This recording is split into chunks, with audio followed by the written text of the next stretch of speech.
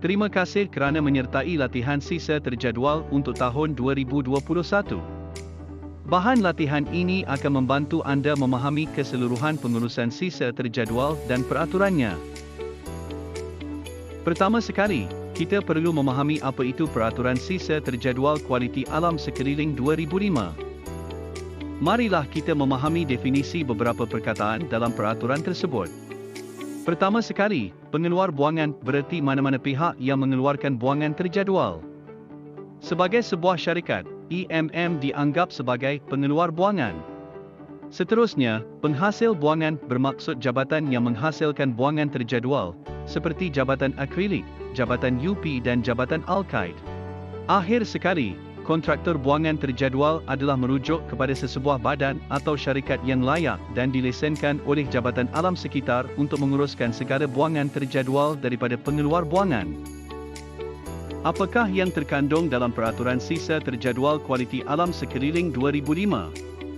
Ia terdiri daripada peraturan-peraturan ini di mana Peraturan 3 adalah mengenai pemberitahuan sisa terjadual, Peraturan 4 hingga 6 adalah mengenai pelupusan, rawatan dan mendapatkan semula sisa terjadual di premis yang ditetapkan atau kontraktor berlesen. Manakala Peraturan 7 adalah berkenaan pengurusan khas sisa terjadual dan Peraturan 8 mula membincangkan mengenai tanggungjawab penjana sisa seperti EMM. Peraturan 9 hingga 14 adalah mengenai pengurusan sisa berjadual di mana ia berkaitan dengan tanggungjawab penjana sisa. Ia menyatakan tanggungjawab EMM untuk memastikan penyimpanan, label, inventory, kad sisa dan tumpahan atau pelepasan kemalangan semasa pengurusan sisa terjadual. Akhir sekali, Peraturan 15 menyatakan bahawa penjana sisa bertanggungjawab untuk melatih kaki tangan untuk melaksanakan pengurusan sisa berjadual yang betul di premis. Terdapat 3 jenis sisa dalam EMM. Nombor 1 adalah sisa terjadual yang beracun, berbahaya dan jumlah kepekatan sisa yang menjejaskan kesihatan manusia dan pencemaran alam sekitar atau mana-mana sisa yang termasuk dalam kategori sisa yang disenaraikan dalam jadual pertama Peraturan-Peraturan Kualiti Alam Sekeliling, Buangan Terjadual, 2005. Nombor 2, sisa ngam yang bermaksud semua bahan buangan dalam loji kecuali sisa terjadual dan sisa daripada pembinaan, penambahan, atau pembaikan bangunan. Akhir sekali, sisa industri awam adalah sebarang sisa daripada pembinaan, penambahan atau pembaikan bangunan. Bagi sebarang kekeliruan tentang jenis sisa yang anda alami, sila hubungi HSE atau penyelia anda untuk mendapatkan penjelasan.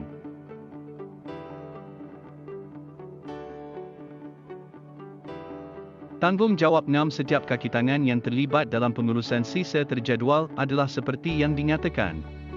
Kaki tangan yang berkaitan adalah seperti ESM, pengeluar sisa, UDA, security guard dan lain-lain. Anda boleh merujuk carta selanjutnya untuk memahami tanggungjawab dan kewajipan setiap pihak untuk mematuhi sepenuhnya Peraturan Sisa Terjadual Kualiti Alam Sekeliling 2005.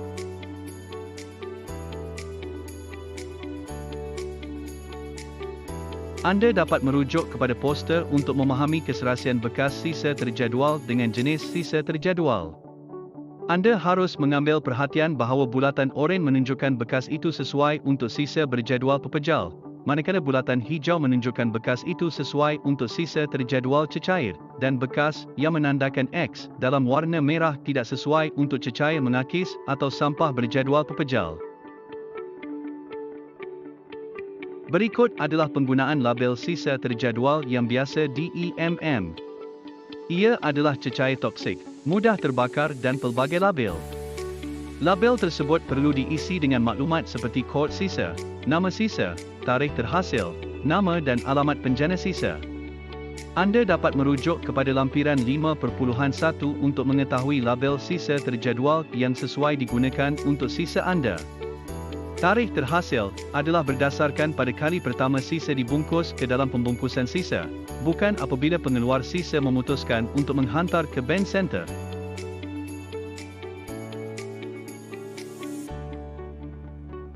Carta alir pengurusan sisa terjadual digunakan oleh pengguna untuk merujuk cara mengurus hasil sisa terjadual. Ikutilah langkah demi langkah untuk menguruskan sisa terjadual dengan cekap. Langkah 1. Sisa yang dihasilkan perlu dikenal pasti tergolong dalam jenis sisa yang mana. Langkah 2, asingkan sisa. Untuk sisa terjadual, asingkan semua sisa yang tidak serasi antara satu sama lain untuk mengelakkan tindak balas antara mereka. Ini boleh menyebabkan kebakaran garis miring, mengeluarkan wap berbahaya atau sebarang kemalangan. Langkah 3, bungkus sisa ke dalam pembungkusan yang sesuai mengikut poster bekas sisa berjadual di atas. Langkah 4, labelkan sisa dan isi maklumat pada label sisa sebelum ditampal pada pembungkusan sisa terjadual.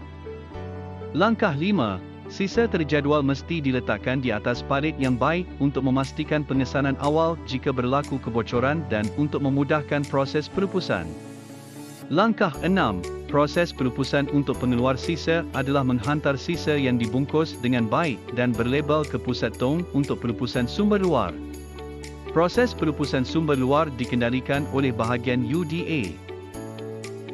Slide ini akan menunjukkan segala senarai kod buangan berjadual DEMM seperti SW109, buangan yang mengandungi raksa atau sebatiannya, SW110, buangan daripada pemasangan elektrikal dan elektronik, SW204, enap cemar, SW305, minyak pelincir terpakai, SW306, minyak hidrolik terpakai, SW319, buangan fenol atau sebatian fenol, SW322, buangan pelarut organik bukan terhalogen, SW323, buangan pelarut organik terhalogen, SW325, buangan resin tidak matang, SW408, tanah, puing, atau bahan tercemar yang terhasil daripada pembersihan tumpahan buangan terjadual, SW409, bekas, beg atau kelengkapan yang dilupuskan yang dicemari dengan bahan buangan terjadual,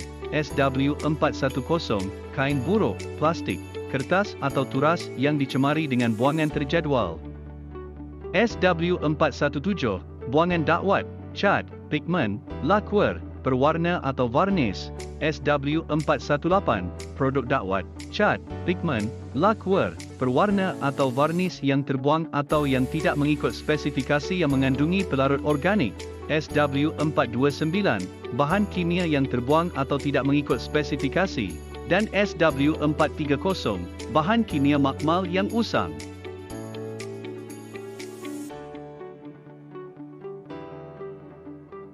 SW204 enap cemar, asal, enap cemar loji rawatan air sisa, daripada proses merawat air sisa daripada pengeluaran, kaedah pembungkusan, beg jumbor dengan palit, label, toksik.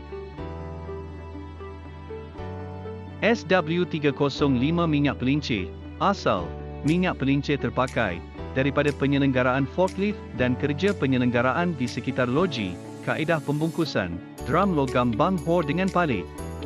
Lebih daripada satu pembungkus plastik drum garis miring pengikat, label, toksik dan garis miring atau mudah terbakar. Sebarang sisa yang mempunyai dua label boleh ditampal menggunakan sama ada satu atau kedua-dua label. SW322 sisa pelarut, asal, pelarut tidak berbahaya, daripada proses pensampelan, tindak balas tidak normal, pelarut tamat tempoh dan lain-lain dari kawasan pengeluaran. Kandungan pelarut sama dengan 70% dan ke atas, kaedah pembungkusan, karboi plastik, drum plastik berlubang, drum logam berlubang, semua dengan palit, lebih daripada satu unit pembalut atau pengikat plastik, label, toksik. SW322 sisa pelarut makmal, asal, pelarut tidak berbahaya, daripada proses pensampelan, tindak balas tidak normal, pelarut tamat tempoh dan lain-lain dari kawasan pengeluaran. Kandungan pelarut sama dengan 70% dan ke atas, kaedah pembungkusan, karboi balut menggunakan cling wrap pada palit. Maksimum hanya 2 peringkat karboi dibenarkan. Semua dengan palit, lebih daripada satu unit pembalut atau pengikat plastik. Label, toksik. SW325, sisa resin, asal, pelarut tidak berbahaya, daripada proses pensampelan, tindak balas abnormal, pelarut tamat tempoh dan lain-lain dari kawasan pengeluaran. Kandungan pelarut sama dengan 30% dan ke atas. Kaedah pembungkusan, karboi plastik, drum plastik berlubang, drum logam berlubang, semua dengan palit, lebih daripada satu unit pembalut atau pengikat plastik. Label, toksik dan atau mudah terbakar. Sebarang sisa yang mempunyai dua label boleh ditampal menggunakan sama ada satu atau kedua-dua label.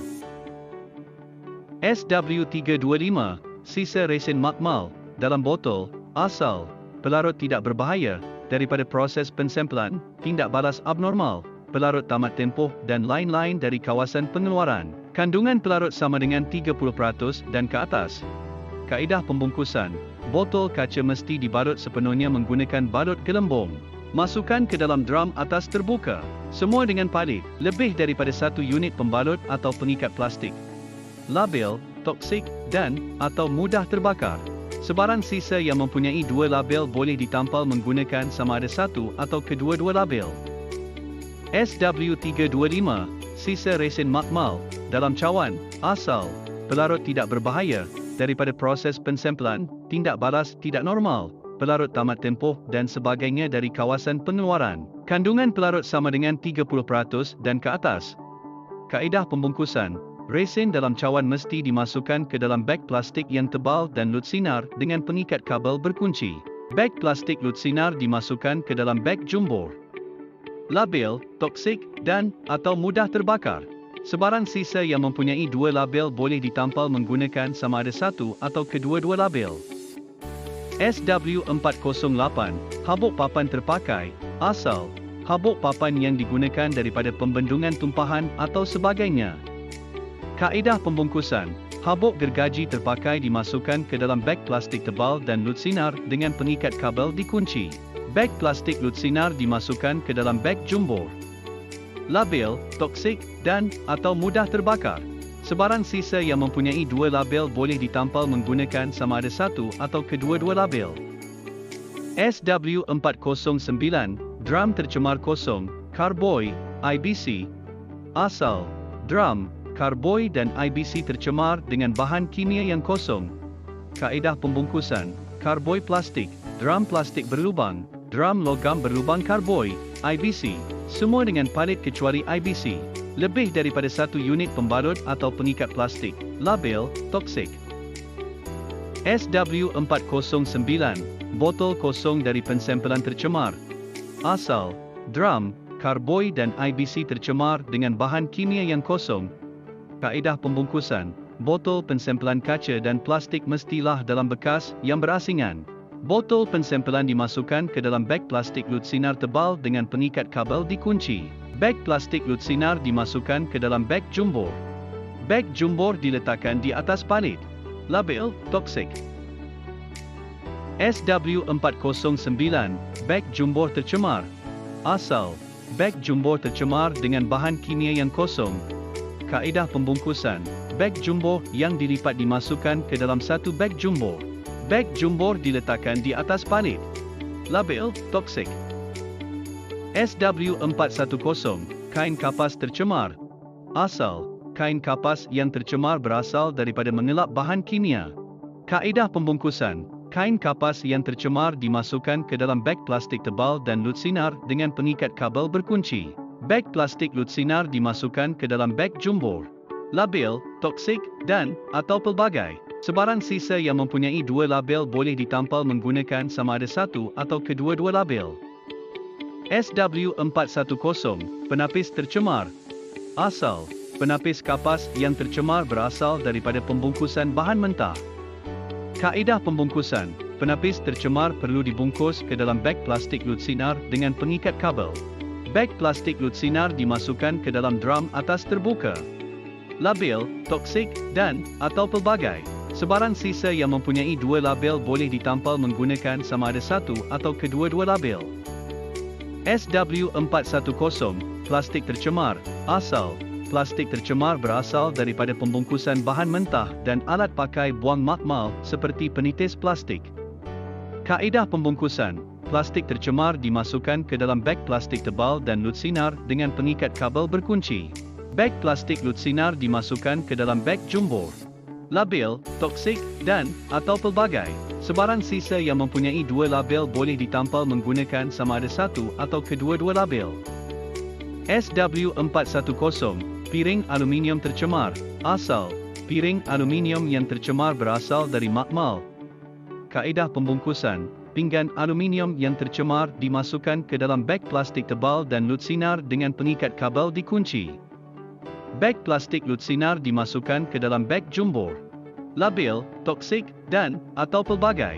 Sebarang sisa yang mempunyai dua label boleh ditampal menggunakan sama ada satu atau kedua-dua label. SW429, bahan kimia terbuang. Asal, sisa daripada pensempelan produk perantaraan, bahan mentah yang dikeraskan, DSB. Kaedah pembungkusan, beg jumbor atau HDPE atau drum atas terbuka logam atau drum logam atau bangho atau IBC. Label, toksik, dan atau mudah terbakar atau pelbagai. Sebarang sisa yang mempunyai 2 hingga 3 label boleh ditampal menggunakan sama ada satu atau semua label. SW430, sisa bahan kimia makmal yang usang. Asal, bahan kimia dari makmal yang dibuang di luar spesifikasi, usang, daripada proses pensempelan, tindak balas abnormal dan lain-lain. Kaedah pembungkusan, jerican plastik, drum plastik atau HDPE, drum logam, label, toksik, dan atau mudah terbakar atau pelbagai. Sebarang sisa yang mempunyai 2 hingga 3 label boleh ditampal menggunakan sama ada satu atau semua label. Ini ialah susun atur penyimpanan sisa berjadual EMM dan peruntukan sisa pada setiap pintu. Sisa tersebut diatur untuk mempertimbangkan keserasian antara satu sama lain mengikut Peraturan 9 dalam Peraturan Sisa Terjadual 2005. Pengeluar sisa perlu menghantar sisa mereka dan UDA akan membantu mengenai penyimpanan sisa di Band Center. Ini adalah senarai sisa buangan kilang daripada SOP Sisa Terjadual EMM. Terdapat maklumat untuk semua sisa terjadual tersedia dalam EMM.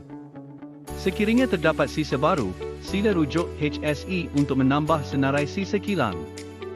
HSE akan membantu dalam kaedah pembungkusan mengikut kontraktor berlesen. Sila jawab borang penilaian.